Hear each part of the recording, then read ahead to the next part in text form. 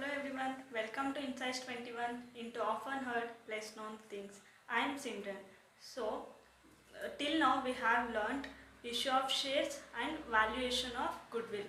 So in this video, now valuation of shares na kalyana. Okay na? First, share andre eno adra meaning nodana. Okay na? In generally eno share andre share is a part of share capital of a company. Illare share is a share of share capital of a company. ಅದನ್ನ ಏನು ಅಂತ ನೋಡೋಣ ಇವಾಗ. ಓಕೆನಾ? No business can run without a capital. ಯಾವುದಾದ್ರೂ ಬಿಸ್ನೆಸ್ನ ನಾವು capital ಇಲ್ದಲೇ ರನ್ ಮಾಡೋದಕ್ಕಾಗುತ್ತಾ? ಅಫ್ಕೋರ್ಸ್ ಆಗಲ್ಲ. ಕ್ಯಾಪಿಟಲ್ ಇರಲೇಬೇಕು. ಕ್ಯಾಪಿಟಲ್ ಅಂದ್ರೇನು? ಇನ್ವೆಸ್ಟ್ಮೆಂಟು. ಏನು ಇನ್ವೆಸ್ಟ್ ಮಾಡಿದ್ದಾರೆ means owner of a business, whatever the amount has invested by a owner of business is known as capital. Specially like ಕಂಪ್ನೀಸಲ್ಲಿ ಶೇರ್ ಕ್ಯಾಪಿಟಲ್ ಅಂತ ಬರುತ್ತೆ. ಬಿಕಾಸ್ ನಾವು ಶೇರ್ಸ್ರಿಂದ ನಾವು ಕ್ಯಾಪಿಟಲ್ನ ರೈಸ್ ಮಾಡೋದು. ಓಕೆನಾ? ಮತ್ತು the capital of a company is known as A share capital. ಓಕೆನಾ? ಅದೇ ನಾವು ಇವಾಗ ಹೇಳಿದ್ನಲ್ಲ, ಕಂಪ್ನಿದು ಕ್ಯಾಪಿಟಲ್ ಶೇರ್ ಕ್ಯಾಪಿಟಲ್ ಅಂತ ಹೇಳ್ತೀವಿ. Is divided into A different units with definite value called share. ಅಂದರೆ ಡಿಫ್ರೆಂಟ್ ಯೂನಿಟ್ಸು. ಈ ಶೇರ್ ಕ್ಯಾಪಿಟಲ್ ಇದೆ ಅಲ್ವಾ, ಶೇರ್ ಕ್ಯಾಪಿಟಲು ಬೇರೆ ಬೇರೆ ಡಿಫ್ರೆಂಟ್ ಯೂನಿಟ್ಸ್ ಆಗಿ ಮೀನ್ಸ್ ಎಷ್ಟೊಂದು ಭಾಗಗಳಾಗಿ ಡಿವೈಡ್ ಮಾಡ್ತಾರೆ. ಆ ಪ್ರತಿಯೊಂದು ಯೂನಿಟ್ಸ್ನ ನಾವು ಶೇರ್ ಅಂತ ಹೇಳ್ತೀವಿ. ಈ ಡೆಫಿನೆಟ್ ವ್ಯಾಲ್ಯೂ ಇರುತ್ತಲ್ವಾ, ಅದನ್ನ ನಾವು ಶೇರ್ ಅಂತ ಹೇಳ್ತೀವಿ. ಡೆಫಿನೆಟ್ ವ್ಯಾಲ್ಯೂ ಆ ಶೇರ್ದು ಎಷ್ಟು ವ್ಯಾಲ್ಯೂ ಇದೆ. ಓಕೆನಾ? Means the total capital of a company is divided into A small unit. Each unit is called as share. For example, ಕಂಪ್ನಿಯಲ್ಲಿ 1 lakh ಕ್ಯಾಪಿಟಲ್ ಇರುತ್ತೆ. ಈ 1 lakh ಕ್ಯಾಪಿಟಲ್ನ ನಾವು ಡಿಫ್ರೆಂಟ್ ಯೂನಿಟ್ಸು ಮೀನ್ಸ್ 10,000 ಯೂನಿಟ್ಸ್ ಆಗಿ ಡಿವೈಡ್ ಮಾಡಿರ್ತೀವಿ. ಈ 10,000 ಯೂನಿಟ್ಸ್ ಆಗಿ ಡಿವೈಡ್ ಮಾಡಿದ್ದೀವಿ ಅಂದರೆ ಇದು ಈ 10,000ಅಲ್ಲಿ ಒಂದು ಯೂನಿಟ್ ಪ್ರೈಸ್ ಏನಿರುತ್ತೆ? 10. ಈ ಒಂದು ಯೂನಿಟ್ ಇದೆ ಅಲ್ವಾ, ಈ ಒಂದು ಯೂನಿಟ್ನ ನಾವು ಶೇರ್ ಅಂತ ಹೇಳ್ತೀವಿ. ಈ 10 ಇದೆಯಲ್ಲ ಮೀನ್ಸ್ ಲೈಕ್ 10 rupees. ಈ ಒಂದು ಶೇರ್ದು ವ್ಯಾಲ್ಯೂ 10. ಈ 10 rupeesನ ನಾವು face value or nominal value of share ಅಂತ ಹೇಳ್ತೀವಿ. Face value or nominal value of share ನಮ್ಗೆ ಯಾವ ಥರ ಗೊತ್ತಾಗುತ್ತೆ ಅಂದರೆ, ಕಂಪ್ನಿ ಇನ್ಕಾರ್ಪೊರೇಷನ್ ಆಗಬೇಕು. ಆ ಟೈಮಲ್ಲಿ ನಮಗೆ ಗೊತ್ತು 2 important documents, MOA and AOA. MOA means memorandum of association, AOA means article of association. ಆ ಮೆಮೊರೆಂಡಮ್ ಆಫ್ ಅಸೋಸಿಯೇಷನಲ್ಲಿ ನಾವು capital clause means there are many clause in a memorandum of association. In that capital clause is one of the clause. ಆ ಕ್ಲಾಸಲ್ಲಿ ನಾವು ನಮ್ಮ ಕಂಪ್ನಿಯಲ್ಲಿ ಎಷ್ಟು capital means capital class ಅಂದಮೇಲೆ capital related information ಅಲ್ಲ, ಎಷ್ಟು ಕ್ಯಾಪಿಟಲ್ಲು, ಆ ಕ್ಯಾಪಿಟಲ್ಲು ಎಷ್ಟು ಶೇರ್ಸು, ಆ ಶೇರ್ಸಿಗೆ ಪ್ರತಿಯೊಂದು ಶೇರ್ಗೆ ಎಷ್ಟು means face value, nominal value or face ವ್ಯಾಲ್ಯೂನೇ ಸೇಮ್ ಎಷ್ಟು ಮೀನ್ಸ್ ಇವಾಗ ಇಲ್ಲಿ 10 rupees ಅಲ್ವಾ, ಈ ಒಂದು ಶೇರ್ದು ನಮ್ಮ ಕಂಪ್ನಿದು 10 rupees ಅಂತ MOA ಕ್ಯಾಪಿಟಲ್ ಕ್ಲಾಸಲ್ಲಿ ಮೆನ್ಷನ್ ಮಾಡಿರ್ತಾರೆ. ಓಕೆನಾ? ಇವಾಗ ವ್ಯಾಲ್ಯೂ ಆಫ್ ಶೇರ್, ಇವಾಗ nominal value or face value ಎರಡು ಸೇಮ್. ಓಕೆ, ಅದೊಂದೇ ವ್ಯಾಲ್ಯೂನ ತಗೊಂಡು ನಾವು ಟ್ರೇಡ್ ಮಾಡ್ತೀವಿ ಅಂತ ಹೇಳೋದಕ್ಕಾಗಲ್ಲ, ಅದೊಂದೇ ವ್ಯಾಲ್ಯೂ ಇರುತ್ತೆ ಅಂತಲೂ ಹೇಳೋದಕ್ಕಾಗಲ್ಲ. ಶೇರ್ಸ್ಗೆ 2 ವ್ಯಾಲ್ಯೂ ಇದೆ, ಒಂದು face value or nominal value and market value. ನಮಗೆ ಗೊತ್ತು face value or nominal value ಅಂದ್ರೇನು. ಮೆಮೊರೆಂಡಮ್ ಆಫ್ ಅಸೋಸಿಯೇಷನಲ್ಲಿ ನಮ್ಮ ಕಂಪ್ನಿ ಈ ಶೇರು ಇಷ್ಟು ರೂಪಾಯಿ ಅಂತ ಮೆನ್ಷನ್ ಮಾಡಿರ್ತಾರೆ, ಅದು ಫೇಸ್ ವ್ಯಾಲ್ಯೂ. ಮತ್ತು ನಾವು ಇಶ್ಯೂ ಆಫ್ ಶೇರ್ಸಲ್ಲಿ ಲರ್ನ್ ಮಾಡಿರೋ ಹಾಗೆ 10 rupees, ಇವಾಗ 10 ಇದೆ ಅಲ್ವಾ, 10ಗೆ ಇಶ್ಯೂ ಮಾಡಿದ್ರೆ ಪಾರು, ಅದೇ 11ಗೆ ಮಾಡಿದ್ರೆ ಪ್ರೀಮಿಯಮು, 9ಗೆ ಮಾಡಿದ್ರೆ ಡಿಸ್ಕೌಂಟು. ಬಟ್ ಶೇರ್ ಕ್ಯಾಪಿಟಲಿಗೆ ನಾವು ಟ್ರಾನ್ಸ್ಫರ್ ಮಾಡೋದು ಯಾವುದು? ಈ ಫೇಸ್ ವ್ಯಾಲ್ಯೂ. ಏನು ನಾಮಿನಲ್ ಪ್ರೈಸ್ ಇದೆ ಅದನ್ನೇ ನಾವು ಶೇರ್ ಕ್ಯಾಪಿಟಲಿಗೆ ಮಾಡೋದು. ಇಲ್ಲಿ ಪ್ರೀಮಿಯಂ ಇದೆ ಅಂದ್ಬಿಟ್ಟು ನಾವು ಶೇರ್ ಕ್ಯಾಪಿಟಲ್ಗೆ ಅದನ್ನು ಟ್ರಾನ್ಸ್ಫರ್ ಮಾಡೋದು. ಪ್ರೀಮಿಯಂ ಬರೋದು ಎಂತಕ್ಕೆ? Because of good name of good reputation of a company V issue shares for premium. So ಆ ಪ್ರೀಮಿಯಂನ ನಾವು ಕ್ಯಾಪಿಟಲ್ಗೆ ಟ್ರಾನ್ಸ್ಫರ್ ಮಾಡೋ ಬದಲು ಸೆಕ್ಯೂರಿಟಿ ಪ್ರೀಮಿಯಮಿಗೆ ಮಾಡ್ತೀವಿ. ಓಕೆನಾ? ಅದೇ ಥರ ಇಲ್ಲಿ ಡಿಸ್ಕೌಂಟಲ್ಲಿ ಇಶ್ಯೂ ಮಾಡಿದ್ದಾರೆ ಅಂದ್ಬಿಟ್ಟು ಇನ್ನೂ 1 ರೂಪಾಯಿನ ಶೇರ್ ಕ್ಯಾಪಿಟಲ್ಗೆ ನಾವು ಕ್ರೆಡಿಟ್ ಮಾಡೋಲ್ಲ ಅಂತ ಹೇಳೋದಕ್ಕಾಗಲ್ಲ. ಶೇರ್ ಕ್ಯಾಪಿಟಲ್ಗೆ ನಾವು 10 rupees ಮಾಡಬೇಕು. ಈ 1 rupees discount on issue of shares ಅಂತ ಕ್ರೆಡಿಟ್ ಮಾಡ್ತೀವಲ್ವಾ, ಸೊ ಅದು ಆ ಥರ ಫೇಸ್ ವ್ಯಾಲ್ಯೂ ಅರ್ಥ ಆಗಿದೆ. ಮಾರ್ಕೆಟ್ ವ್ಯಾಲ್ಯೂ ಅಂದ್ರೇನು? ಮಾರ್ಕೆಟ್ ವ್ಯಾಲ್ಯೂ ಯಾವ ಥರ ಡಿಟರ್ಮೈನ್ ಮಾಡ್ತಾರೆ? ಫಸ್ಟ್ ಮಾರ್ಕೆಟ್, ಇವಾಗ ನಮಗೆ ಗೊತ್ತಿರೋ ಹಾಗೆ ಶೇರ್ಸ್ನ ಸೆಕ್ಯೂರಿಟಿ ಮಾರ್ಕೆಟಲ್ಲಿ ನಾವು ಟ್ರೇಡ್ ಮಾಡೋದಲ್ವಾ, ಆ ಶೇರಲ್ಲಿ ಎಷ್ಟು ಪ್ರೈಸ್ ಇದೆ ಆ ಶೇರ್ದು ಆ ಮಾರ್ಕೆಟಲ್ಲಿ ಟ್ರೇಡ್ ಮಾಡಬೇಕಾದ್ರೆ ಬೈಂಗ್ ಆ್ಯಂಡ್ ಸೆಲ್ಲಿಂಗ್ ಮಾಡ್ತಾರಲ್ವ, ಆ ಟೈಮಲ್ಲಿ ಎಷ್ಟು ಪ್ರೈಸ್ ಇದೆ ಆ ಮಾರ್ಕೆಟಲ್ಲಿ, ಅದನ್ನ ನಾವು ಮಾರ್ಕೆಟ್ ಪ್ರೈಸ್ ಅಂತ ಹೇಳ್ತೀವಿ. ಓಕೆನಾ? ಈ ಮಾರ್ಕೆಟ್ ಪ್ರೈಸ್ನ ನಾವು ಯಾವ ಥರ ಡಿಟರ್ಮೈನ್ ಮಾಡ್ತೀವಿ? ವ್ಯಾಲ್ಯೂಯೇಷನ್ ಆಫ್ ಶೇರ್ಸ್ ಅಲ್ವಾ? ಯಾವ ಥರ ಡಿಟರ್ಮೈನ್ ಮಾಡ್ತೀವಿ? ನಮ್ಗೆ ಗೊತ್ತಿರೋ ಹಾಗೆ two Kings of market, demand and supply, ಇವ್ರ ಇಬ್ಬರು ಬೇಸಿಸ್ ಮೇಲೆ ನಮಗೆ ಮಾರ್ಕೆಟ್ ವ್ಯಾಲ್ಯೂ ಈಗ ಗೊತ್ತಾಗೋದು. ಲೈಕ್ ಜಾಸ್ತಿ ಡಿಮ್ಯಾಂಡ್ ಇದೆ ಅಂದರೆ ಮಾರ್ಕೆಟ್ ಪ್ರೈಸ್ ಏನಾಗುತ್ತೆ? ಇನ್ಕ್ರೀಸ್ ಆಗ್ತಾ ಹೋಗುತ್ತೆ. ಡಿಮ್ಯಾಂಡ್ ಇದೆ ಅಂತ, ಇವಾಗ ಶೇರ್ಸು ಇರೋದೇ 1000, ಅದಕ್ಕೆ ಡಿಮ್ಯಾಂಡ್ ಮಾಡ್ತಾ ಇರೋ ಕಸ್ಟಮರ್ಸು 10,000 ಆರ್ 1 lakh ಇರ್ತಾರೆ. ಇವಾಗ ಅವರು ಈ 1000ಗೆ ಪ್ರೀಮಿಯಮಿಗೆ ಇಶ್ಯೂ ಮಾಡ್ತಾರೆ, ಯಾಕಂದರೆ ಲೈಕ್ ಡಿಮ್ಯಾಂಡ್ ಜಾಸ್ತಿ ಇದೆ ಆಮೇಲೆ ಪ್ರೈಸು ಜಾಸ್ತಿ ಆಗುತ್ತಲ್ವಾ. ಅದೇನಾದರೂ ಈ 1000 ಇದೆ, 100 ಮೆಂಬರ್ಸ್ ಡಿಮ್ಯಾಂಡ್ ಮಾಡಿರ್ತಾರೆ, ಅವ್ರು ಏನು ಮಾಡೋದಕ್ಕಾಗುತ್ತೆ? ಡಿಮ್ಯಾಂಡ್ ಜಾಸ್ತಿ ಇಲ್ಲ, ಅಟ್ಲೀಸ್ಟ್ ನಾವು ಡಿಸ್ಕೌಂಟ್ ಪ್ರೈಸ್ನ ಕಡಿಮೆ ಮಾಡಿದ್ರೆ ನಮ್ಮ ಡಿಮ್ಯಾಂಡು ಲೈಕ್ ಪಬ್ಲಿಕ್ ಅಟ್ಲೀಸ್ಟ್ ಕಡಿಮೆ ಇದೆಯಲ್ಲ ಅಂದ್ಬಿಟ್ಟು ಒಂಚೂರಾದ್ರು ಟ್ರಸ್ಟ್ ಮಾಡಿ ತಗೋತಾರೆ ಅಂತ ಡಿಸ್ಕೌಂಟ್. ಅಂದರೆ ಮಾರ್ಕೆಟ್ ವ್ಯಾಲ್ಯೂ ಮತ್ತು ಫೇಸ್ ವ್ಯಾಲ್ಯೂ ಎರಡು ಸೇಮ್ ಆಗಿರೋದಕ್ಕಾಗಲ್ಲ. ಮೇಬಿ ಒಂದು ಟೈಮಲ್ಲಿ ಇರ್ಬೋದು, ಬಟ್ ಯಾವಾಗಲೂ ಅವೆರಡು ಸೇಮ್ ಆಗಿರೋಕ್ಕಾಗಲ್ಲ. Because demand and supply forces ಅವೆರಡನ್ನ ಒಂದೇ ಕಾನ್ಸ್ಟೆಂಟ್ ಆಗಿರೋದಕ್ಕೆ ಫಾರ್ ಲಾಂಗರ್ ಪೀರಿಯಡ್ ಬಿಡೋದಿಲ್ಲ. ಸೊ ನಾವು ಏನಕ್ಕೆ ವ್ಯಾಲ್ಯೂಯೇಷನ್ ಆಫ್ ಶೇರ್ ಮಾಡಬೇಕು? ವ್ಯಾಲ್ಯೂಯೇಷನ್ ಆಫ್ ಶೇರ್ ಅಂದರೆ ಆ ಶೇರ್ದು ಇವಾಗ ಪ್ರೈಸ್ ಎಷ್ಟಿದೆ ಅಂತ ಡಿಟರ್ಮೈನ್ ಮಾಡಬೇಕಲ್ವ, ಅದನ್ನ ಏನಕ್ಕೆ ಮಾಡಬೇಕು ಅದನ್ನು ನೋಡೋಣ. When amalgamation or absorption of a company takes place means, ಅಂದರೆ ಅಬ್ಸರ್ಪ್ಷನ್ ಅಂದರೆ ನಾವು ವ್ಯಾಲ್ಯೂಯೇಷನ್ ಆಫ್ ಗುಡ್ ವಿಲ್ಲಲ್ಲಿ ನೋಡಿದ್ದು. ಅಬ್ಸರ್ಪ್ಷನ್ ಅಂದರೆ ಏನು? ಒಂದು ಕಂಪನಿ ಇನ್ನೊಂದು ಕಂಪನಿನ ಫುಲ್ಲು ಟೇಕ್ ಓವರ್ ತಗೊಳುತ್ತೆ, ಅದನ್ನು ನಾವು ಅಬ್ಸರ್ಪ್ಷನ್ ಅಂತೀವಿ. ಅಮಾಲ್ಗಮೇಷನ್ ಅಂದರೆ ಒಂದು ಕಂಪ್ನಿ ಇನ್ನೊಂದು ಕಂಪ್ನಿ ಮರ್ಜ್ ಆಗುತ್ತಲ್ವಾ, ಅದನ್ನು ಆ ಟೈಮಲ್ಲಿ ಆ ಕಂಪ್ನಿದು ಎಷ್ಟು ಪ್ರೈಸ್ ಇದೆ ಶೇರ್ದು ಅನ್ನೋದು ನಮಗೆ ಬೇಕಾಗುತ್ತಲ್ವಾ. ಯಾರು ಪರ್ಚೇಸ್ ಮಾಡ್ತಿರ್ತಾರೆ, ಯಾವ ಕಂಪ್ನಿಯವರು ನಮಗೆ ತಗೊಳಕ್ಕೆ ಬಂದಿರ್ತಾರೆ, ಅಥವಾ ಯಾರಾದರೂ ಒಬ್ಬರು ಏಂಜಲ್ ಇನ್ವೆಸ್ಟರ್ಸು ಫುಲ್ ಕಂಪ್ನಿಲಿ ಟೇಕ್ ಓವರ್ ತಗೋಬೇಕು ಅಂತ ಬರ್ತಾರೆ, ಆ ಟೈಮಲ್ಲಿ ನಾವು ಆ ಕಂಪ್ನಿ ಶೇರ್ಸ್ ಎಷ್ಟಿದೆ ಅಂತ ಕ್ಯಾಲ್ಕುಲೇಟ್ ಮಾಡ್ತೀವಿ. Then when one class of shares is converted into another class of share, ನಮಗೆಲ್ಲ ಗೊತ್ತಿರೋ ಹಾಗೆ ಕನ್ವರ್ಟಬಲ್ ಪ್ರಿಫರೆನ್ಸ್ ಶೇರ್ ಇರುತ್ತೆ. ಆ ಕನ್ವರ್ಟಬಲ್ ಪ್ರಿಫರೆನ್ಸ್ ಶೇರ್ನ ನಾವು ಯಾವಾಗ ಬೇಕಾದ್ರೂ ಕನ್ವರ್ಟ್ ಮಾಡ್ಬೋದು. ಆ ಥರ ಟೈಮಲ್ಲಿ ಆ ಪ್ರಿಫರೆನ್ಸ್ ಶೇರ್ನ ಇಕ್ವಿಟಿ ಶೇರಾಗಿ ಕನ್ವರ್ಟ್ ಮಾಡ್ತಿರ್ತೀವಲ್ವ, ಆ ಶೇರ್ದು ಪ್ರೈಸ್ ಎಷ್ಟಿದೆ? ಇವಾಗ ಒಂದು ಪ್ರಿಫರೆನ್ಸ್ ಶೇರ್ ಇರುತ್ತೆ 10, ಇನ್ನೊಂದು ಈಕ್ವಿಟಿ ಶೇರ್ ಇರುತ್ತೆ ಅದನ್ನು 12 ಅಂತ ಅನ್ಕೊಳ್ಳೋಣ. ಇವಾಗ ಈ ಪ್ರಿಫರೆನ್ಸ್ ಶೇರಲ್ಲಿ ಅದ್ರ ಪ್ರೈಸ್ ಇದ್ದಿದ್ದು 10 rupees, ಇದ್ರ ಇರೋದು 12 rupees. ಅದು ನಮಗೆ ಅಂದರೆ ಇದು ಫೇಸ್ ವ್ಯಾಲ್ಯೂ ಅಲ್ಲ, market price. Market price basis ಮೇಲೆ ನಾವು ಕನ್ವರ್ಟ್ ಮಾಡೋದಲ್ವಾ. ದೆನ್ ಈ ಥರ ಎಷ್ಟು ಪ್ರೈಸ್ ಇದೆ ಅದ್ರದ್ದು ಅಂತ ನಾವು ಚೆಕ್ ಮಾಡಬೇಕು. ಪ್ರಿಫರೆನ್ಸ್ ಶೇರ್ ಕಡಿಮೆ ಇದೆ, ಈಕ್ವಿಟಿ ಶೇರ್ ಜಾಸ್ತಿ ಇದೆ ಅಲ್ವಾ, ಸೊ ಕನ್ವರ್ಟ್ ಮಾಡಬೇಕಾದ್ರೆ ಚೆಕ್ ಮಾಡ್ತಾರೆ. Then when a company is nationalise, ಒಂದು ಕಂಪ್ನಿ ಇರುತ್ತೆ, ಅದು ಸ್ಮಾಲ್ ಕಂಪ್ನಿ, ಲೈಕ್ ಜಾಸ್ತಿ ವೈಡರ್ ವ್ಯೂ ಇರಲ್ಲ ಅದ್ರದ್ದು, ಮತ್ತು ಜಾಸ್ತಿ ಕಸ್ಟಮರ್ಸಿಗೂ ರೀಚ್ ಆಗಿರಲ್ಲ. ಆ ಟೈಮಲ್ಲಿ ಅದು ಸಡನ್ಲಿ ನ್ಯಾಷನಲೈಸ್ ಆಗಬೇಕು ಅಂತ ಇದು ಮಾಡ್ತಾರೆ. ಆ ನ್ಯಾಷನಲೈಸ್ ಮಾಡೋಮೇಲೆ ರೀಚು ಜಾಸ್ತಿ ಆಗುತ್ತೆ, ಮತ್ತು ಅವ್ರು ಬೇಕಾದ್ರೆ ಕಂಪ್ನಿ ಲಿಸ್ಟ್ ಮಾಡ್ಕೊಬೋದು.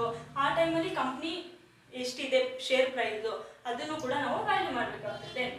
When shares R provided for security for loans and advance, loans ಮತ್ತು ಅಡ್ವಾನ್ಸಸ್ ಮಾಡ್ಬೇಕಾದ್ರೆ ನಾವು ಸೆಕ್ಯೂರಿಟಿ ಅಂತ ಕೊಡಬೇಕಲ್ವ, ಅಂದರೆ ಪ್ಲಜ್ ಮಾಡ್ತೀವಲ್ವ ಬ್ಯಾಂಕಲ್ಲಿ ಹೋಗ್ಬಿಟ್ಟು, ಆ ಸೆಕ್ಯೂರಿಟೀಸ್ನ ಗೋಲ್ಡು ಲೈಕ್ ಲ್ಯಾಂಡು ಯಾವುದಾದ್ರೂ ಫಿಕ್ಸ್ಡ್ ಅಸೆಟ್ ಅಂತ ನಾವು ಕೊಟ್ಟಿರ್ತೀವಿ. ಅದ್ರ ಬದಲು ನಾವು shares ಕೊಡ್ಬೋದಲ್ವ, share ಅಸೆಟ್ಟೆ.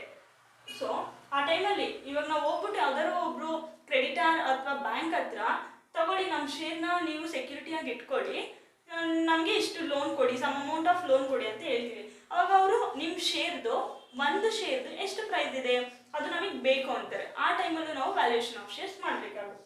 Then when shares are to be sold in the absence of stock exchange, stock exchange ಇಲ್ದಲೇ ಇದ್ದಾಗ, ಸ್ಟಾಕ್ ಎಕ್ಸ್ಚೇಂಜ್ ಇದ್ದಾಗ ನಮಗೆ ಅಲ್ಲೇ ಗೊತ್ತಾಗೋಗುತ್ತೆ ಓ ಈ ಶೇರ್ ಪ್ರೈಸ್ ಇಷ್ಟಿದೆ ಅಂತ.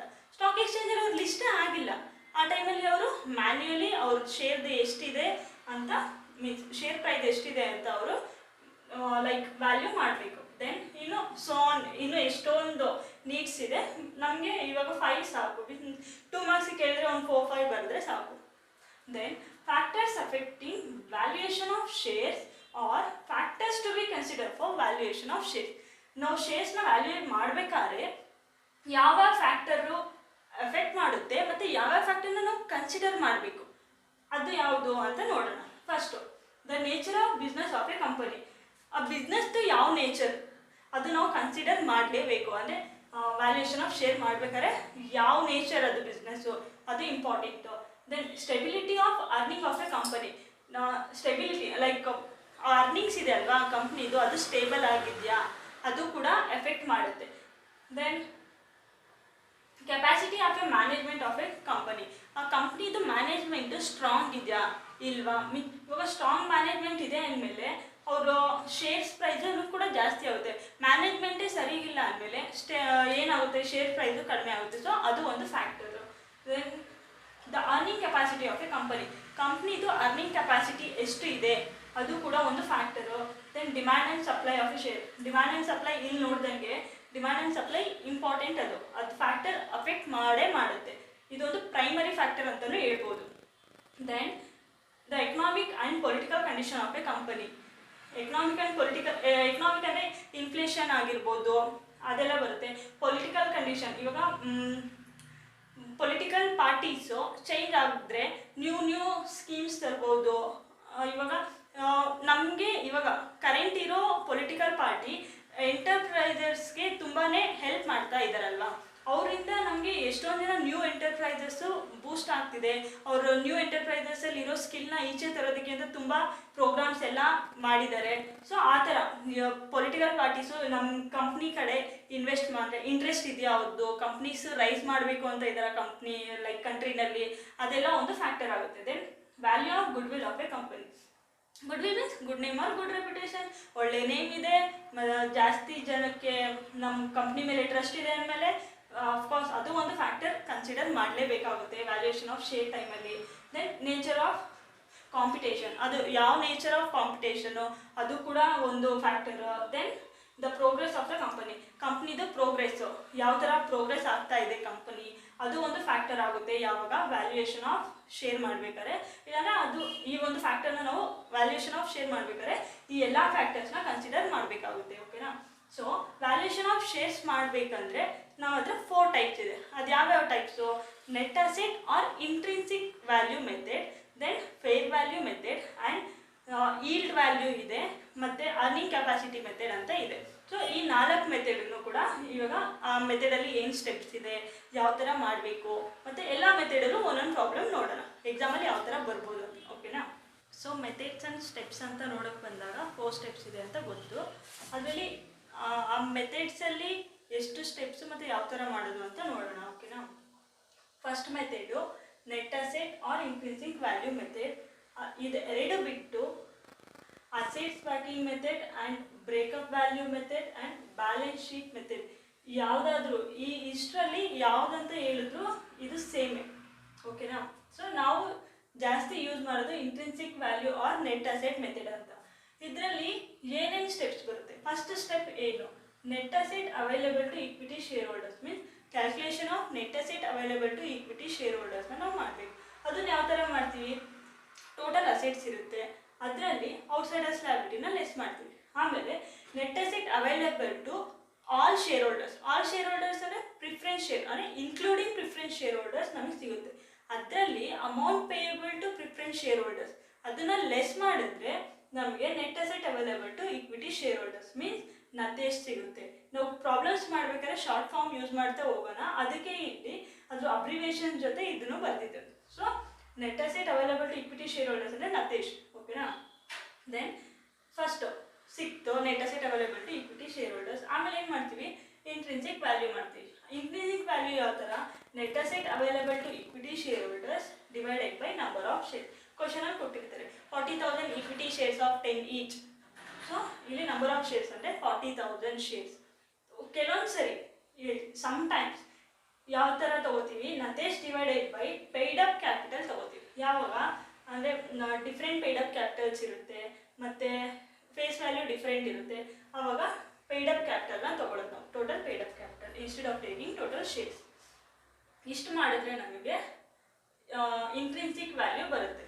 So first method asset or intrinsic value ಮೆಥಡಲ್ಲಿ we have only 2 steps. Then second method is yield value method or market value method or divided yield method.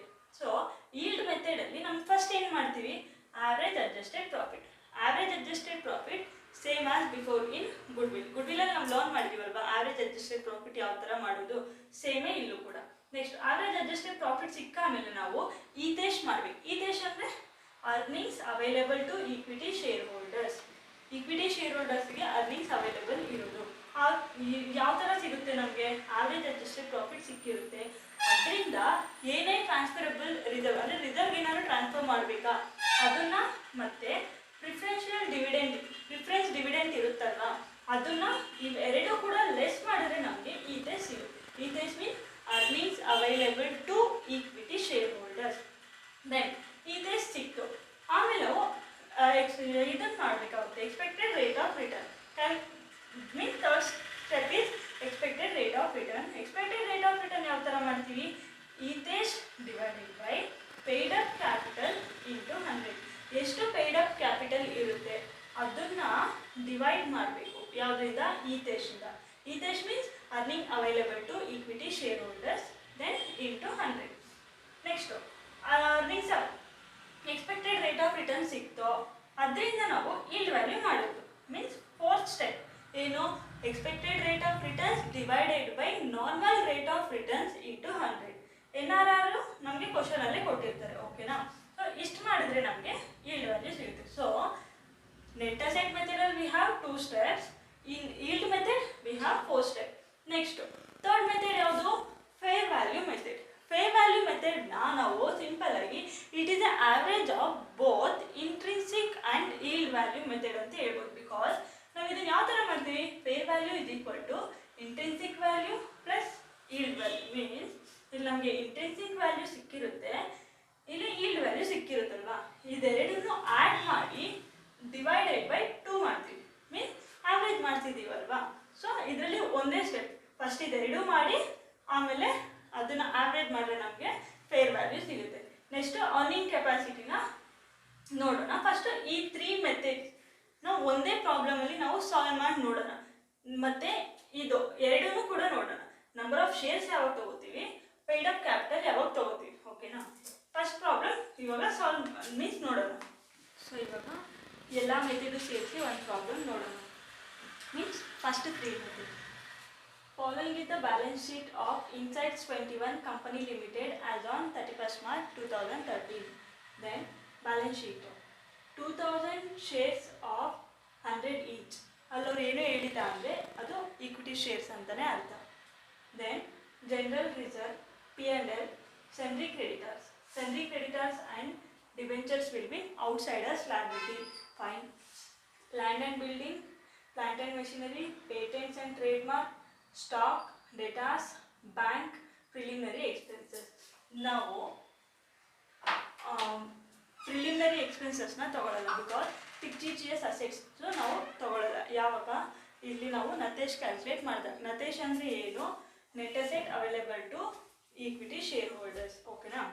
Then the expected value, the export value the land and building at 2,40,000. Means land and building 1,10,000 ಇದ್ದಿದ್ದು experts ಏನು ಮಾಡಿದ್ದಾರೆ, ಅದ್ರ value ಮಾಡಿ 2,40,000 ಇದೆ ಅಂತ ಹೇಳಿದ್ದಾರೆ. Means market value of land and building ಅಂತ ಅರ್ಥ ಆಯಿತು. ದೆನ್ ಅದೇ ಥರ ಗುಡ್ವಿಲ್ಲು 1,60,000. ನಾವು ಗುಡ್ವಿಲ್ನ ಇಲ್ಲಿ ಕ್ಯಾಲ್ಕುಲೇಟ್ ಮಾಡಬೇಕಾದ್ರೆ ತೊಗೋಬೇಕಾ ಬೇಡವಾ ಅನ್ನೋ ಡೌಟ್ ಬರ್ಬೋದು. ತೊಗೋಬೇಕು, ಬಿಕಾಸ್ ನಾವು factors to be consideration at the time of valuating a shares ಅಂತ ನೋಡಿದಾಗ ಗುಡ್ವಿಲ್ಲು ಒಂದು ಫ್ಯಾಕ್ಟರ್ ಇತ್ತು ತಾನೆ. ಸೊ ಅದು ಕೂಡ ತೊಗೋಬೇಕು. ಎಷ್ಟು, 1,60,000. ಆ್ಯಂಡ್ ಪ್ಲಾಂಟ್ ಆ್ಯಂಡ್ ಮೆಷಿನರಿ 1,30,000 ಇದೆ, ಬಟ್ ಅವ್ರು ವ್ಯಾಲ್ಯೂ ಮಾಡಿರೋದು 1,20,000. Then the other assets were their book value. ಇದು 3 ಬಿಟ್ಟು ಬೇರೆ ಯಾವ್ಯಾವ ಅಸೆಟ್ಸ್ ಇದೆ ಅದು ಬುಕ್ ವ್ಯಾಲ್ಯೂನಲ್ಲಿ ಏನು ವ್ಯಾಲ್ಯೂ ಇದೆ ಅದೇ ಅಂತ ಹೇಳಿದ್ದಾರೆ. ಫೈನ್. ಅವ್ರು ಹೇಳಿಲ್ಲ ಅಂದರೂ ಈ 3 ಅಸೆಟ್ ಬಿಟ್ಟು ಬೇರೆ ವ್ಯಾಲ್ಯೂನ ನಾವು ಬುಕ್ ವ್ಯಾಲ್ಯೂ ಏನಿದೆ ಅದನ್ನೇ ತಗೋಬೇಕು. Then the profits of the company for the year 2018 is 90,000, 19 is 80,000 and 20 is 1,06,000. Fine. ಇದನ್ನು ನಾವು ಆವ್ರೇಜ್ ಅಡ್ಜಸ್ಟೆಡ್ ಪ್ರಾಫಿಟ್ ಮಾಡ್ಬೇಕಾದ್ರೆ ಯೂಸ್ ಮಾಡ್ತೀವಿ. ಇಲ್ಲಿ ನಾವು ಅಡ್ಜಸ್ಟೆಡ್ ಪ್ರಾಫಿಟ್ ಏನು ಮಾಡೋ ಇದಿಲ್ಲ, ಬಿಕಾಸ್ ನಮಗೆ ಇಲ್ಲಿ ಪ್ರಾಫಿಟ್ ರಿಲೇಟೆಡ್ ಏನೇ ಅಡ್ಜಸ್ಟ್ಮೆಂಟ್ ಇಲ್ಲ. ಸೊ ಡೈರೆಕ್ಟಾಗಿ ನಾವು ಆವ್ರೇಜ್ ಪ್ರಾಫಿಟ್ನ ಮಾಡ್ಬೋದು. Then the company follow the practice of transferring 25% of profit to the general reserve. Means ನಾವು ಇದನ್ನು ಈತೇಶ್ ಕ್ಯಾಲ್ಕುಲೇಟ್ ಮಾಡಬೇಕಾದ್ರೆ ಬೇಕಾಗುತ್ತೆ. ಬಿಕಾಸ್ ಈತೇಶ್ ಅಂದ್ರೆ ಏನು, earnings available to equity share holders ಅಲ್ವಾ. ಈ earnings available to equity share holders ನಾವು ಯಾವ ಥರ ಮಾಡೋದು, average adjusted profit minus transfer to reserve minus preferential dividend. Preference shares ಇದ್ದರೆ ನಮ್ಗೆ ಇದ್ರಲ್ಲಿ ಪ್ರಿಫರೆನ್ಸ್ ಶೇರ್ಸ್ ಇಲ್ಲ, ಬಟ್ ಇಲ್ಲಿ ಅರ್ನಿಂಗ್ಸ್ ಟ್ರಾನ್ಸ್ಫರ್ ಆಫ್ 25% ಅಂತ ಹೇಳಿದ್ದಾರೆ. ಸೊ 25% ಆಫ್ ಅರ್ನಿಂಗ್ಸ್ನ ನಾವು ಇಲ್ಲಿ ಟ್ರಾನ್ಸ್ಫರ್ ಮಾಡ್ತೀವಿ. Okay, then NRR is 12%. NRR means normal rate of returns. Ascertain the value of goodwill under intrinsic value, yield value and fair value method. First intrinsic value ಮಾಡೋದು. ಇಂಟ್ರಿನ್ಸಿಕ್ ವ್ಯಾಲ್ಯೂನ ನಮ್ಗೆ ಎಷ್ಟು ಮೆಥಡು ಮೀನ್ಸ್ ಎಷ್ಟು steps, 2 step. First ನತೇಶ್ calculate ಮಾಡಬೇಕು, ಅದಾದಮೇಲೆ intrinsic value ಮಾಡಬೇಕು. ನತೇಶ್ means assets minus outsiders liability minus outsiders liability less ಮಾಡಿದ್ರೆ ನಮಗೆ ನತಾಶ್ ಸಿಗುತ್ತೆ. ನತಾಶ್ means net asset available to all share holders. All share holders means ನಮ್ಗೆ ಬರೋದೇ 2 ಶೇರ್ ಹೋಲ್ಡರ್ಸ್, ಒಂದು ಪ್ರಿಫರೆನ್ಸ್ ಶೇರ್ ಹೋಲ್ಡರ್ಸ್, ಒಂದು equity share holders. So net asset available to all share holders ಅಲ್ಲಿ ನಾವು amount payable to equity means preference share holders ಅದನ್ನು less ಮಾಡಿದ್ರೆ ನಮಗೆ net asset available to equity share holders ಸಿಗುತ್ತೆ. ನಾವು ಇದನ್ನು ಯಾವಾಗ ಲೆಸ್ ಮಾಡ್ತೀವಿ ಫಸ್ಟ್ ನೋಡ್ಬೇಕು ನಾವು ಕ್ವಶನಲ್ಲಿ. ಅವ್ರಿಗೆ ಪ್ರಿಫರೆನ್ಸ್ ಯಾವ ಥರ ಇದೆ, ಮೀನ್ಸ್ ಶೇರ್ ಕ್ಯಾಪಿಟಲ್ ಇದೆಯಾ ಅಥವಾ ಶೇರ್ ಪ್ರಿಫರೆನ್ಸ್ ಶೇರ್ ಡಿವಿಡೆಂಟಿಗೆ ಇದೆಯಾ ಅಂತ ನೋಡಬೇಕು. ಅವರು ಎರಡೂ ಹೇಳಿಲ್ಲ ಅಂದರೆ ನಾವು ಎರಡೂ ಕೊಡಬೇಕು. ಮೀನ್ಸ್ ಅರಿಯರ್ಸ್ ಇದ್ದರೆ ಈ ಪ್ರಿಫರೆನ್ಷಿಯಲ್ ಡಿವಿಡೆಂಟ್ ಇದೆಯಲ್ಲ ಅರಿಯರ್ಸ್ ಮಾತ್ರ, ಅರಿಯರ್ಸ್ ಆಫ್ ಪ್ರಿಫರೆನ್ಷಿಯಲ್ ಡಿವಿಡೆಂಟ್. ಕ್ವಶನಲ್ಲಿ ಇಲ್ಲಿ ಅವರು ಪರ್ಸೆಂಟೇಜ್ ಕೊಟ್ಟಿರ್ಬೋದು 6% ಪ್ರಿಫರೆನ್ಸ್ ಶೇರ್ಸ್ ಅಂತ, ಅದನ್ನು ನಾವು ಅರಿಯರ್ ಅಂತ ಹೇಳೋದಕ್ಕಾಗಲ್ಲ. ಇಲ್ಲಿ ಅಡ್ಜಸ್ಟ್ಮೆಂಟಲ್ಲಿ ಒಂದೊಂದ್ಸರಿ ಹೇಳಿರ್ತಾರೆ there is a arrear of preference shares of some rupees something 10,000 5,000 ಆ ಥರ, ಅವಾಗ ಮಾತ್ರ ಲೆಸ್ ಮಾಡಬೇಕು. ಅದು ಹೇಳಿಲ್ಲ ಅಂದರೆ ನಾವು ಅದನ್ನು ಇಲ್ಲಿ ಲೆಸ್ ಮಾಡಲ್ಲ. ಅದೇ ಇಲ್ಲಿ 6% ಪ್ರಿಫರೆನ್ಸ್ ಶೇರ್ ಅಂತ ಕೊಟ್ಟಿರ್ತಾರೆ, ಅರಿಯರ್ಸ್ ಇದ್ರೆ ಮಾತ್ರ ಅಲ್ವಾ ನಾವು ಪ್ರಿಫರೆನ್ಷಿಯಲ್ ಡಿವಿಡೆಂಡ್ ಮಾಡೋದು ಅಂತ ಮಾಡೋವಾಗಿಲ್ಲ. ಈತೇಶ್ ಮಾಡಬೇಕಾದ್ರೆ, ಈತೇಶ್ means earnings available to equity shareholder. ಈತೇಶ್ ಮಾಡಬೇಕಾದ್ರೆ ಪ್ರಿಫರೆನ್ಷಿಯಲ್ ಡಿವಿಡೆಂಟ್ ಅರಿಯರ್ಸ್ ಅಂತ ಅಲ್ಲ, ಇಲ್ಲಿ 6% ಪ್ರಿಫರೆನ್ಸ್ ಶೇರ್ಸ್ ಅಂತ ಕೊಟ್ಟಿರ್ತಾರೆ, ಅದನ್ನು 6% ಮಾಡಲೇಬೇಕು. ಓಕೆನಾ, ಫೈನ್. ಸೊ ಇವಾಗ ನತೇಶ್ ಕ್ಯಾಲ್ಕುಲೇಟ್ ಮಾಡೋಣ. ಫಸ್ಟು ಎಲ್ಲ ಅಸೆಟ್ಸು, ಲ್ಯಾಂಡ್ ಆ್ಯಂಡ್ ಬಿಲ್ಡಿಂಗು ನಾವು ಬುಕ್ ವ್ಯಾಲ್ಯೂ ತಗೊಳ್ಳೋಗಿಲ್ಲ because we have market value of land and building, it is 2,40,000. Then plant and machinery. Plant and machinery ಕೂಡ ನಮಗೆ ಮಾರ್ಕೆಟ್ ವ್ಯಾಲ್ಯೂ ಕೊಟ್ಟಿದ್ದಾರೆ, ಎಷ್ಟು 1,20,000. Then patents and trademark. Patents and trademark ನಮ್ಗೆ market value ಕೊಟ್ಟಿಲ್ಲ, so ಏನೂ ಇಲ್ಲ ಅಂದರೆ book value it is 20,000. Then stock. Stock ಏನು ಹೇಳಿದಾರ ಮಾರ್ಕೆಟ್ ವ್ಯಾಲ್ಯೂ ಇದೆ ಅಂತ, ಇಲ್ಲ ಅಲ್ವಾ, ಸೊ 48,000. ದೆನ್ ಡೆಟಾರ್ಸ್ ಕೂಡ ಬುಕ್ ವ್ಯಾಲ್ಯೂನ ತಗೋಬೇಕು, ಎಷ್ಟು 88,000. ದೆನ್ ಬ್ಯಾಂಕ್ ಎಷ್ಟು 52,000. ಸಾರಿ, ಗುಡ್ವಿಲ್ ತಗೊಂಡಿಲ್ಲ, ತಗೊಳ್ಳಿ. ಗುಡ್ವಿಲ್ ಎಷ್ಟು 1,60,000. ಸೊ ಇವಾಗ ಇದನ್ನ ಟೋಟಲ್ ಮಾಡಿ ಇನ್ನರ್ ಕಾಲಮಿಂದ ಫುಲ್ ಟೋಟಲ್ನ ಔಟರ್ ಕಾಲಮಿಗೆ ತಗೊಳ್ಳೋದು. 2,40,000 plus 1,20,000 plus 20,000 plus 48,000 plus 88,000 plus 52,000 plus 1,60,000, 7,28,000. So assets, total assets ಸಿಕ್ತು. ಈ ಟೋಟಲ್ ಅಸೆಟ್ಸ್ ಅಲ್ಲಿ ಟೋಟಲ್ ಔಟ್ಸೈಡರ್ಸ್ ಲಯಬಿಲಿಟಿನ ನಾವು ಲೆಸ್ ಮಾಡಬೇಕು. ಎಷ್ಟು ಟೋಟಲ್ ಔಟ್ಸೈಡರ್ಸ್ ಲಯಬಿಲಿಟಿ ಇರೋದೇ 2, ಸನ್ರಿ ಕ್ರೆಡಿಟಾರ್ಸ್ ಇದೆ 1,28,000. Then debentures 60,000, so 1,88,000. 7,28,000 ಇಂದ 1,88,000ನ ಲೆಸ್ ಮಾಡಬೇಕು. ಸೊ ನಮಗೆ ನತಾಶ್ ಸಿಗುತ್ತೆ. ನತಾಶ್ ಅಂದರೆ ಏನು, net asset available to all shareholder. All share holders ಅಂದರೆ ಪ್ರಿಫರೆನ್ಸ್ ಶೇರ್ಸ್ ಏನು ಕ್ಯಾಪಿಟಲ್ ಇದೆ, ಅವ್ರ ಅಮೌಂಟ್ ಏನಿದೆ ಅದು ಇನ್ಕ್ಲೂಡ್ ಆಗಿದೆ ಅಂತ. ಇದರಲ್ಲಿ preference shares, amount payable to preference ಶೇರ್ಸ್ನ ಲೆಸ್ ಮಾಡಿದ್ರೆ ನಮಗೆ ನತೇಶ್ ಸಿಗುತ್ತೆ. ನತೇಶ್ means net asset available to equity share holders. ಓಕೆನಾ. ಸೊ ನಮ್ಗೆ ಇದರಲ್ಲಿ ಪ್ರಿಫರೆನ್ಸ್ ಶೇರ್ಸ್ ಏನೂ ಇಲ್ಲ, ಸೊ ಅದು ನಿಲ್ ಬರುತ್ತೆ. ಓಕೆನಾ. ನೆಕ್ಸ್ಟು ಈಕ್ವಿಟಿ ಶೇರ್ಸ್ ಹೋಲ್ಡರ್ಸ್ಗೆ 5,40,000 ಬರುತ್ತೆ. ನಮಗೆ ನತೇಶ್ ಸಿಕ್ತು. ಸೆಕೆಂಡ್ ಸ್ಟೆಪ್ ಏನು, ಇಂಟ್ರಿನ್ಸಿಕ್ ವ್ಯಾಲ್ಯೂ ಮಾಡಬೇಕು. ಇಂಟ್ರಿನ್ಸಿಕ್ ವ್ಯಾಲ್ಯೂ ಮಾಡಬೇಕಂದ್ರೆ ನತೇಶ್ divided by number of shares. ನತೇಶ್ ಎಷ್ಟಿದೆ 5,40,000, then number of shares 2,000 shares of 100 each ಅಂತ ಹೇಳ್ತಾರಲ್ವಾ. ಈ 2,000 ಶೇರ್ಸ್ಗೆ number of shares. So 5,40,000 divided by 2,000, it will be 270 per share. Then first method ಆಯಿತು. ನೆಕ್ಸ್ಟು ಈಲ್ಡ್ ವ್ಯಾಲ್ಯೂ ಮೆಥಡ್ ನೋಡೋಣ. ಈಲ್ಡ್ ವ್ಯಾಲ್ಯೂ ಮೆಥಡಲ್ಲಿ ನಾವು ಏನು ಮಾಡಬೇಕು, ಫಸ್ಟು ಆವ್ರೇಜ್ ಅಡ್ಜಸ್ಟೆಡ್ ಪ್ರಾಫಿಟ್ ಮಾಡಬೇಕು. ಆವ್ರೇಜ್ ಅಡ್ಜಸ್ಟೆಡ್ ಪ್ರಾಫಿಟಿಗೆ ನಮಗೆ ಏನು ಅಡ್ಜಸ್ಟ್ಮೆಂಟ್ಸ್ ಇಲ್ಲ. ಸೊ ಡೈರೆಕ್ಟಾಗಿ ಆವ್ರೇಜ್ ಮಾಡೋಣ. ಫಸ್ಟ್ ಇಯರ್ ಪ್ರಾಫಿಟ್ ಎಷ್ಟಿದೆ 90,000 ಇದೆ. ಸೆಕೆಂಡ್ ಇಯರ್ ಪ್ರಾಫಿಟ್ ಎಷ್ಟಿದೆ 80,000 ಇದೆ. ಹಾಗೆ ಥರ್ಡ್ ಇಯರ್ 1,06,000 ಇದೆ. ಡಿವೈಡೆಡ್ ಬೈ ಆವ್ರೇಜ್ ಅಂದರೆ ಎಷ್ಟು ವರ್ಷ, 1 2 3. So 90,000 plus 80,000 plus 1,06,000 divided by, first ಇಲ್ಲಿ ಬರ್ಕೊಳ್ಳೋಣ, ಸ್ಟೆಪ್ ವೈಸ್ ಮಾರ್ಕಿಂಗ್ ಇರೋದ್ರಿಂದ ಸ್ಟೆಪ್ ವೈಸೇ ಮಾಡೋಣ. Divided by 3, 92,000. ಸೊ ನಮಗೆ ಆವ್ರೇಜ್ ಅಡ್ಜಸ್ಟೆಡ್ ಪ್ರಾಫಿಟ್ ಸಿಕ್ತು. ಆವ್ರೇಜ್ ಅಡ್ಜಸ್ಟೆಡ್ ಪ್ರಾಫಿಟ್ ಸಿಕ್ಕಾದ್ಮೇಲೆ ಈತೆಶ್ ಮಾಡಬೇಕು. ಈತೆಶ್ means earnings available to equity share holders. ಅದನ್ನ ಯಾವ ಥರ ಮಾಡ್ತೀವಿ, ಆವ್ರೇಜ್ ಅಡ್ಜಸ್ಟೆಡ್ ಪ್ರಾಫಿಟಿಂದ ಏನು ರಿಸರ್ವಿಗೆ ಟ್ರಾನ್ಸ್ಫರ್ ಮಾಡಿದ್ದೀವಿ ಅದು, ಮತ್ತು ಏನಾದರೂ ಪ್ರಿಫರೆನ್ಷಿಯಲ್ ಡಿವಿಡೆಂಟ್ ಇದ್ದರೆ ಅವೆರಡನ್ನೂ ಲೆಸ್ ಮಾಡಿದ್ರೆ ನಮಗೆ earnings available to equity shareholder ಸಿಗುತ್ತೆ. First average adjusted profit 92,000.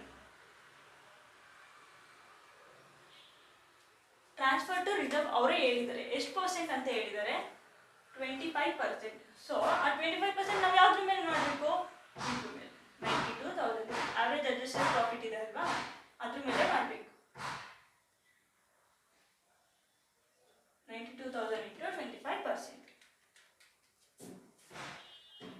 23,000. Preferential dividend ಇದೆಯಾ ನಮಗೆ, ಕ್ವಶನಲ್ಲಿ ಪ್ರಿಫರೆನ್ಸ್ ಶೇರ್ಸೇ ಇಲ್ಲ, ಸೊ ಅದು ಬರಲ್ಲ. 92,000 ಅಲ್ಲಿ 23,000 ಲೆಸ್ ಮಾಡಬೇಕು, 69,000 ಬರುತ್ತೆ. ಸೊ ಆವ್ರೇಜ್ ಅಡ್ಜಸ್ಟೆಡ್ ಪ್ರಾಫಿಟ್ ಬಂತು, ಅದರಿಂದ ಈತೆಶ್ ಮಾಡ್ತು. ಈತೆಶ್ ಸಿಕ್ಕಾಮೇಲೆ ERR ಮಾಡಬೇಕು. ERR ಅಂದರೆ ಎಕ್ಸ್ಪೆಕ್ಟೆಡ್ ರೇಟ್ ಆಫ್ ರಿಟರ್ನ್. ಅದೇ ಯಾವ ಥರ ಮಾಡ್ತೀವಿ, ಈತೆಶ್ divided by paid up capital. ಎಷ್ಟು paid up capital, 2 lakh.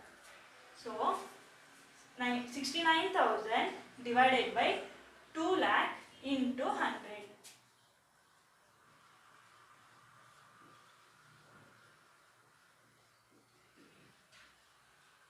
So 69,000 divided by 2 lakh into 100, 34.5%. ಅವರು ಎಷ್ಟು ಎಕ್ಸ್ಪೆಕ್ಟ್ ಮಾಡ್ತಾ ಇದ್ದಾರೆ, 34.5% ಮಾಡ್ತಾ ಇದ್ದಾರೆ. ERR ಸಿಕ್ತು. ಈಲ್ಡ್ ವ್ಯಾಲ್ಯೂ ನಮ್ಮ ಫಾರ್ಮುಲಾ ಏನು, ERR divided by NRR into paid up value per share. ERR ನಾವು ಫೈಂಡ್ ಮಾಡಬೇಕು, ಮಾಡಿದ್ದೀವಿ 34.5. NRR ಕ್ವಶನಲ್ಲೇ ಕೊಟ್ಟಿರ್ತದೆ, ನಾರ್ಮಲ್ ರೇಟ್ ಆಫ್ ರಿಟರ್ನ್ಸ್, ಅದೆಷ್ಟು 12%. Into paid up value per share. ಈ ಕ್ವಶನಲ್ಲಿ ಕೊಟ್ಟಿದ್ದಾರಲ್ಲ, ಒಂದು ಶೇರ್ದು ಎಷ್ಟು paid up value 100 rupees. So into 100, 34.5 divided by 12 into 100, 287.5 rupees per share.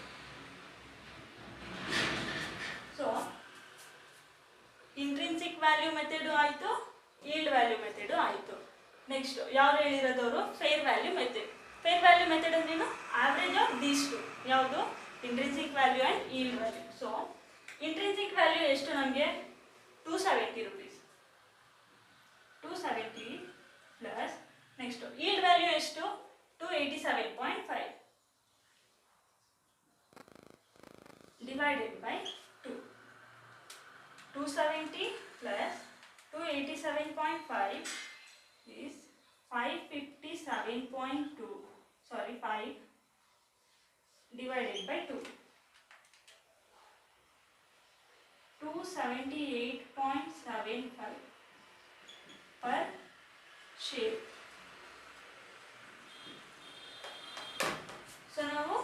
Intrinsic ವ್ಯಾಲ್ಯೂನು ಮಾಡ್ದು, ಈಲ್ಡ್ ವ್ಯಾಲ್ಯೂನು ಮಾಡ್ದು, ಫೇರ್ ವ್ಯಾಲ್ಯೂನು ಮಾಡ್ದು. ಇದು ಮೂರು ಬಂದಿದೆ. ನಾವೇನಾದ್ರು ಫೇರ್ ವ್ಯಾಲ್ಯೂ ಮಾಡಬೇಕು ಅಂದರೆ ಇಂಟ್ರಿನ್ಸಿಕ್ ಆ್ಯಂಡ್ ಈಲ್ಡ್ ಮಾಡಲೇಬೇಕು, ಆಮೇಲೆ ಫೇರ್ ಮಾಡೋಕ್ಕಾಗೋದು, because it is an average of intrinsic and yield value. ಓಕೆನಾ? ಸೊ ನಾವು ಅವರೇ ನೋಡಿದ್ದು ಏನು, ಇಂಟ್ರಿನ್ಸಿಕ್ ವ್ಯಾಲ್ಯೂನಲ್ಲಿ ನಂಬರ್ ಆಫ್ ಶೇರ್ಸ್ ಜಾಗದಲ್ಲಿ ಪೇಯ್ಡ್ ಅಪ್ ಶೇರ್ ಕ್ಯಾಪಿಟಲ್ ಇತ್ತು. ಅದು ಯಾವ ಥರ ಕೇಸಲ್ಲಿ ಬರುತ್ತೆ ಅನ್ನೋದ್ರ ಮೇಲೆ ಒಂದು ಪ್ರಾಬ್ಲಮ್ ನೋಡೋಣ. ಅದಾದಮೇಲೆ ಅರ್ನಿಂಗ್ ಕೆಪಾಸಿಟಿ ಮೆಥಡ್ ಒಂದು ನೋಡೋಣ. ಓಕೆನಾ? ಸೊ ಇವಾಗ ನೋಡೋದು ನಾವು ನತೇಶ್ divided by paid up capital ಯಾವಾಗ ಬರುತ್ತೆ ಅಂತ ಅಲ್ವಾ. ಸೊ ಆ ಕ್ವಶನ್ ಯಾವ ಥರ ಬರುತ್ತೆ ಅಂದರೆ, following is the balance sheets of Insight 21 Limited as on 31st March 2021. Then liabilities ಏನೇನಿದೆ, 30,000 equity shares of 20 each fully paid up. So 30,000 equity shares face value 20 rupees, ಅದು ಫುಲ್ಲಿ ಪೇಯ್ಡ್ ಆಗಿದೆ. Okay. Then 25,000 equity shares of ₹20 each, ₹8 paid up. ಈ 20 rupeesಲ್ಲಿ 8 rupees pay ಆಗಿದೆ, ಇನ್ನು 12 rupees pay ಆಗಿಲ್ಲ. Means may be ಅವರು application and allotment ಆಗಿರ್ಬೋದು, calls ಆಗಿರ್ದಲೇ ಇರ್ಬೋದು, ಆ ಥರ 8 rupees ಪೇ ಆಗಿದೆ. Then 15,000 equity shares of 10 each fully paid up. ಇದರಲ್ಲಿ ಏನು ಪ್ರಾಬ್ಲಮ್ ಇಲ್ಲ, 15,000 10 ಈಚ್ ಇತ್ತು, ಅದು ಫುಲ್ ರಿಸೀವ್ ಆಗಿದೆ. Then 10,000 equity shares of 10 each 5 paid up. 10 rupeesಲ್ಲಿ 5 ಪೇ ಮಾಡಿದರೆ, ಇನ್ನು 5 ಕಾಲ್ ಆಗಿಲ್ದಲೇ ಇರ್ಬೋದು. ದೆನ್ ಜನರಲ್ ರಿಸರ್ವ್, ನಾವು ಇದರಲ್ಲಿ ಅಂದರೆ ನಾವು ಮಾಡೋ ಪ್ರಾಬ್ಲಮ್ ಸೊಲ್ಯೂಷನ್ಸಲ್ಲಿ ಇದೇನು ಯೂಸ್ ಆಗಲ್ಲ. ಅದೇ ಥರ P&L ಅಕೌಂಟು ಯೂಸ್ ಆಗಲ್ಲ. Creditors outsider liability, outsider liability ನಮಗೆ ಬೇಕು. ಯಾವಾಗ ನತೇಶ್ ಕ್ಯಾಲ್ಕುಲೇಟ್ ಮಾಡಬೇಕಾದ್ರೆ ಅಸೆಟ್ಸ್ ಮೈನಸ್ ಔಟ್ಸೈಡರ್ಸ್ ಲಯಬಿಲಿಟಿ ಮಾಡ್ತೀವಿ.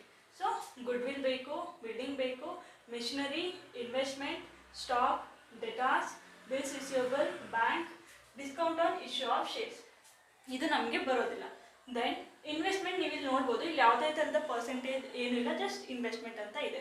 So income from investment like adjusted profit ಬರುತ್ತಲ್ಲ, ಆ ಥರ ಅದರಲ್ಲಿ ಏನೂ ಅಡ್ಜಸ್ಟ್ಮೆಂಟ್ಸ್ ಇಲ್ಲ. Then the goodwill is valued at 15,000. Okay. Book value is 25,000, market value is 15,000. Fine. Then building is 12 lakh. Then machinery 3 lakh, investment 35,000, stock 2,50,000, debtors 1,40,000. There is a contingent liability of 20,000. ಅಂದರೆ ಒಂದು contingent liability ಇದೆ, ಅದು books of ಅಕೌಂಟ್ಸಲ್ಲಿ record ಆಗಿಲ್ಲ. So 20,000 ನಾವು ತಗೋಬೇಕು outsiders liability. Determine the value of good will. ನಾವು ಇವಾಗ ಯಾವ ಮೆಥಡಿಂದ ಮಾಡಬೇಕು ಅಂತ ಡಿಸೈಡ್ ಮಾಡಬೇಕು. ನಮ್ಗೆ ಇಲ್ಲಿ ಕೊಟ್ಟಿರೋ ಇನ್ಫಾರ್ಮೇಷನ್ ಎಲ್ಲ ಲೈಕ್ ಈಲ್ಡ್ ವ್ಯಾಲ್ಯೂ ರಿಲೇಟೆಡ್ ಇದೆಯಾ? ನೋ.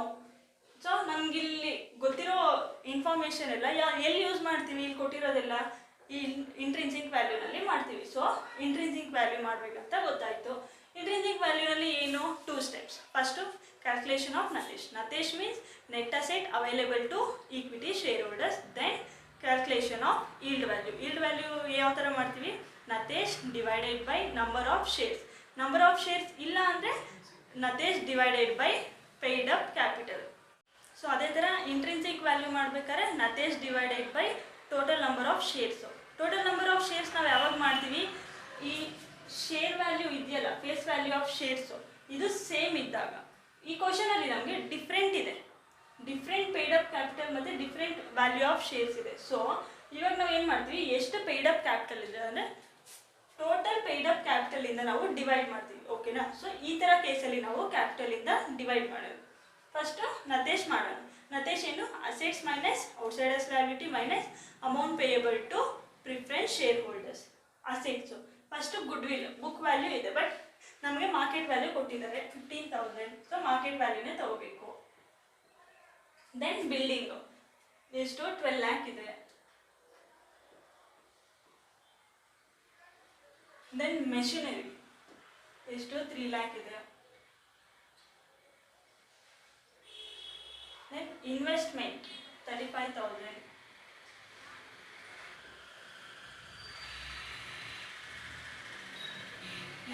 ಸ್ಟಾಕ್ 2,50,000. ಅದಾದಮೇಲೆ debtors 1,40,000.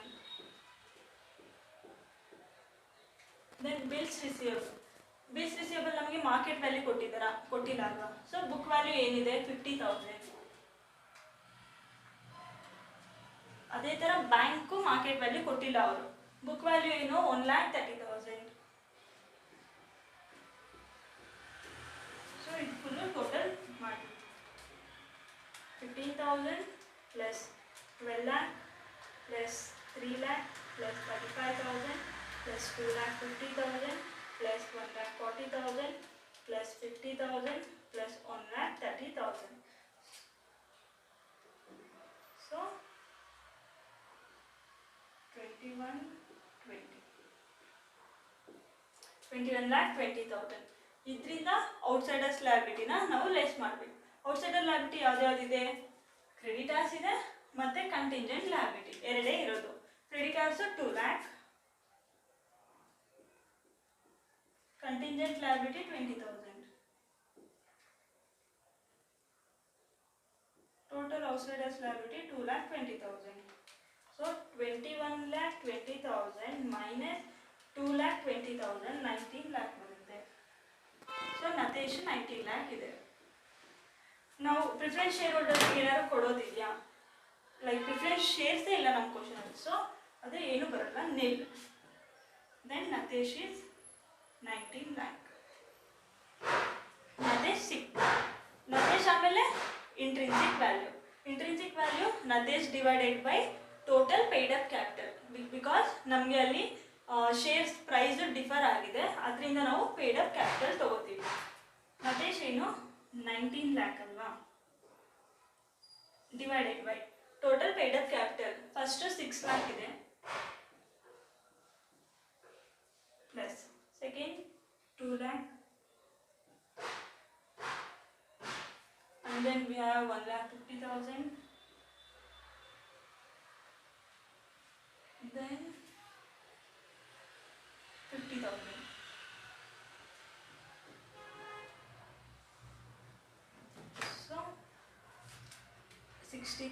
So 6 lakh plus 2 lakh plus 1,50,000 plus 50,000.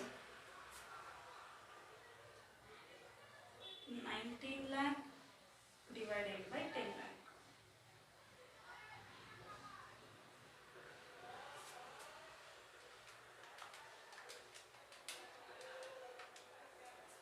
So ನಮಗೆ 1.9 rupees ಬರುತ್ತೆ. ಏನು ಇಂಟ್ರಿನ್ಸಿಕ್ ವ್ಯಾಲ್ಯೂ. ಇವಾಗ ನಾವಿಲ್ಲಿ ಕ್ಯಾಪಿಟಲ್ ಬೇಸ್ ಮಾಡಿರೋದು. ಒಂದು ಶೇರ್ದು ಇಂಟ್ರಿನ್ಸಿಕ್ ವ್ಯಾಲ್ಯೂ ಎಷ್ಟು, ಒಂದು ಶೇರ್ ವ್ಯಾಲ್ಯೂ ಎಷ್ಟು ಅಂತ ನಾವು ಮಾಡಬೇಕಲ್ವಾ. ಸೊ ಎಷ್ಟು ಪೇ ಮಾಡಿದ್ದಾರೆ ಆ ಶೇರಿಗೆ. ಫಾರ್ ಎಕ್ಸಾಂಪಲ್ ಇಲ್ಲಿ 10 rupees shares, 20 rupees shares fully paid up ಅಲ್ವಾ. ಈ 1.5 rupees ಇಂಟು ಎಷ್ಟು ಪೇ ಮಾಡಿದ್ದಾರೆ 20 rupees ಮಾಡಿದ್ರೆ ನಮಗೆ ಈ 30,000 ಶೇರ್ದು ಪ್ರತಿ ಒಂದು ಶೇರ್ದು ಇಂಟ್ರಿನ್ಸಿಕ್ ವ್ಯಾಲ್ಯೂ ಸಿಗುತ್ತೆ. ಅದೇ ಥರ ಈ shares 25,000 shares of 20 each 8 paid ಅಲ್ವಾ. ಎಷ್ಟು ಪೇ ಮಾಡಿರೋದಲ್ಲಿ 8 ಇಂಟು 1.9. ಅದೇ ಥರ ಎಲ್ಲದಕ್ಕೂ ಮಾಡಬೇಕು. First 30,000 equity shares of 20 each fully paid up. ಅದಕ್ಕೆ ಅವ್ರು ಪೇ ಮಾಡಿರೋದು ಎಷ್ಟು 20 into intrinsic value 1.9 equals to 20 into 1.9 38 rupees per share. ಅದೇ ಥರ 25,000 equity shares of 20 each 8 paid, 8 rupees ಮಾತ್ರ ಪೇ ಮಾಡಿರೋದು ಇಂಟು 1.9. 8 into 1.9. Sorry.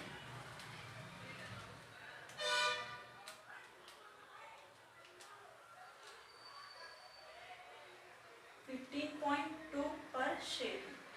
ಅದೇ ಥರ 15,000 equity shares of 10 each fully paid. Fully pay ಮಾಡಿದ್ದಾರೆ. ಫುಲ್ಲಿ ಅಂದರೆ 10 rupees ಫುಲ್ಲು ಪೇ ಮಾಡಿದ್ದಾರೆ ಅಂತ. 10 into 1.9. So 90 rupees per share. ಅದೇ ಥರ 10,000 equity shares of 10 each 5 paid. ಇದಕ್ಕೆ ಮಾಡ್ತಾ ಇರೋದು.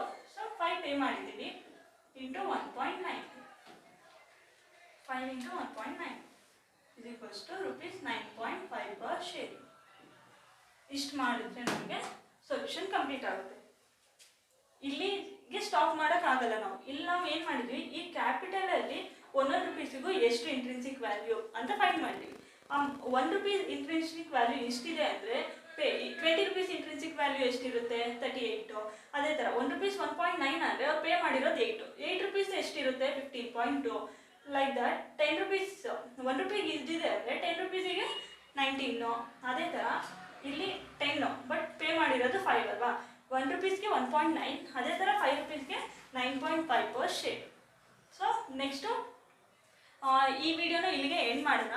ನೆಕ್ಸ್ಟ್ ವಿಡಿಯೋನಲ್ಲಿ ನಾವು ಏನು ಮಾಡೋಣ ಅಂದರೆ ಪ್ರಿಫರೆನ್ಸ್ ಶೇರ್ ಹೋಲ್ಡರ್ಸ್ ಇದ್ದಾರಲ್ವಾ, ಈ ಪ್ರಿಫರೆನ್ಸ್ ಶೇರ್ ಹೋಲ್ಡರ್ಸ್ಗೆ ಪ್ರಯಾರಿಟೀಸ್ ಬೇಸಿಸಲ್ಲಿ ಪ್ರಾಬ್ಲಮ್ ಮಾಡೋಣ. ಲೈಕ್ ಅವರಿಗೆ ಕ್ಯಾಪಿಟಲ್ ಪ್ರಯಾರಿಟಿ ಇರುತ್ತೆ, ಮತ್ತು ಡಿವಿಡೆಂಡ್ ಪ್ರಯಾರಿಟಿ ಇರುತ್ತೆ, ಒಂದೊಂದ್ಸರಿ 2 ಪ್ರಯಾರಿಟಿ ಇರಲ್ಲ, ಒಂದೊಂದ್ಸರಿ 2 ಪ್ರಯಾರಿಟಿ ಇರುತ್ತೆ.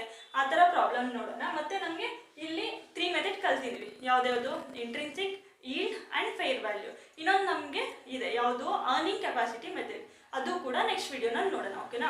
ಸೊ ಇವಾಗ ಇಲ್ಲಿನವರೆಗೂ ಮಾಡಿರೋದ್ರಲ್ಲಿ ಏನಾದ್ರು ಡೌಟ್ ನಿಮ್ಗೆ ಅರೈಸ್ ಆದರೆ ಪ್ಲೀಸ್ ಕಮೆಂಟ್ ಸೆಕ್ಷನಲ್ಲಿ ನಿಮ್ಮ ಡೌಟ್ಸ್ನ ಕಮೆಂಟ್ ಮಾಡಿ. ಮತ್ತು ನಮ್ಮ ವಿಡಿಯೋ ಏನಾದ್ರು ಇಷ್ಟ ಆದರೆ please like, share and subscribe our channel. And thank you for watching.